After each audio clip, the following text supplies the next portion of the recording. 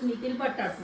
कोणी कोणी ह्याला लाल बटाटूही म्हणतात, तर मी ह्याला चटणीतला बटाटू म्हणते. याची सुक्की भाजी करणार आहे.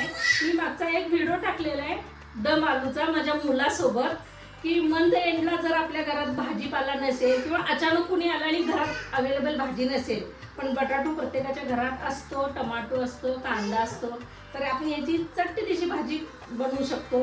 अगदी चविष्टही होते. तर चला आता आपण रेसिपीला सुरुवात करूया. तर सगळ्यात आधी मी कांदा आणि टमाटा बारीक चिरून घेतलेला आहे आणि लसूण आल्याची पेस्ट करून घेतलेली आहे. आणि आता ह्या बटाट्याची साली काढून त्याच्या बारीक फोडी करून घेणार आहे.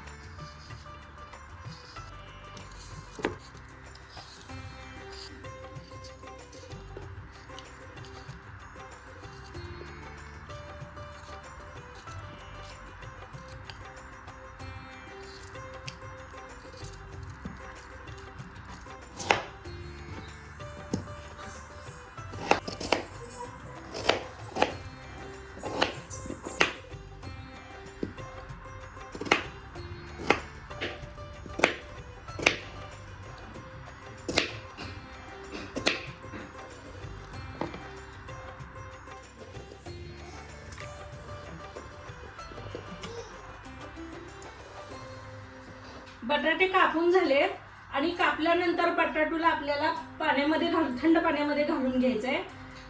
कारण की जर आपण तसंच ठेवलं तर त्याला लाल कलर चढतो, त्यामुळं भाजी खराब पण होते आणि ते चांगलं पण नाही वाटत.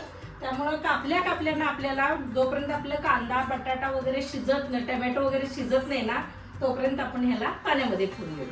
तर आता आपण फोडणीला सुरुवात करूया. मी कढईमध्ये तेल घालून घेतलेलं आहे. आता त्यामध्ये आपण कांदा आणि टमाटो चांगलं भाजून घेऊया.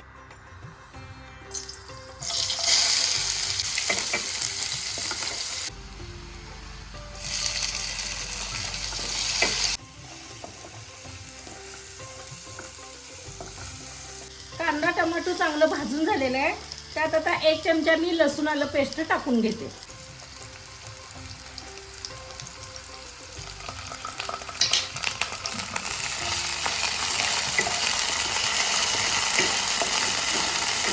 कांदा टोमॅटो लसूण आलं पेस्ट आपलं चांगलं भाजून झालेलं आहे. आता त्यामध्ये मी जिरेपूड, धनेपूड आणि गरम मसाला हे 1-1 चमचा टाकून घेणार आहे. आणि आमची ही सांगलीची कांदा लसूण चटणी ती 2 चमचे टाकून घेणार आहे. थोडीशी हळद आणि चवीनुसार आमचं थोडंसं मीठ असतं, कारण चटणीत खूप मीठ असतं. पण तुमच्या चटणीत नसेल जास्त मीठ तर तुम्ही तुमच्या अंदाजानुसार टाकू शकता.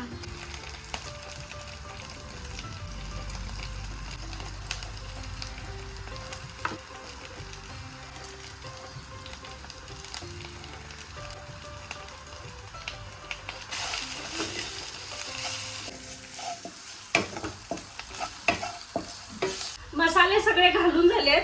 आता त्यामध्ये आपण बटाटो घालून घेऊया.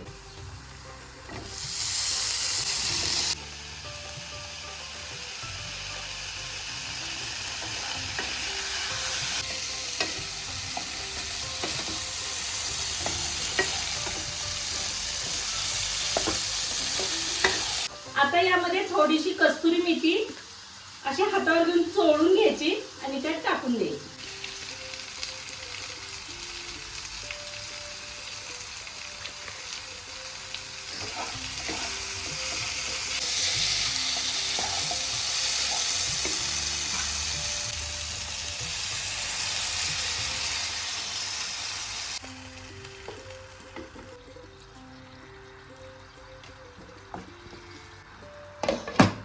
बटाटू चांगला मसाल्यामध्ये हलवून घेतला आणि त्यामध्ये मी 1 ग्लास गरम पाणी घातले आणि झाकून ठेवले. एक 5-10 मिनिटांमध्ये ते अगदी मऊ छान शिजून तयार होतं.